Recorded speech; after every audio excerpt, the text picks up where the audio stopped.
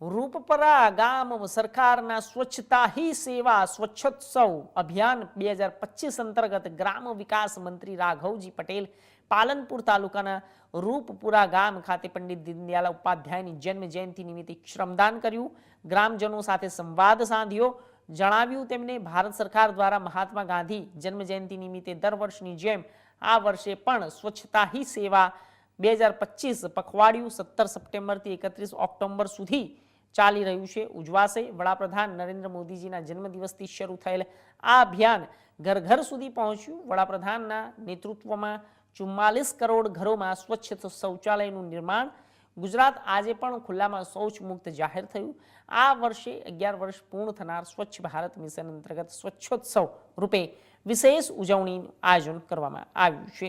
અભિયાનનો મુખ્ય સંદેશ એક દિવસ એક કલાક એક સાથેને અમલમાં મૂકીને દરેક નાગરિકો પોતાના આસપાસની જગ્યાઓ સ્વચ્છ રાખવા પ્રયત્નશીલ થવા મંત્રીઓ ભાર મૂક્યો હતો. અને આ પ્રસંગે મંત્રી રાઘવજી ભાઈએ તેમને ગ્રામજનો સાથે સંવાદ કરીને સ્વચ્છતા પર ખાસ ભાર મૂકવા જણાવ્યું હતું.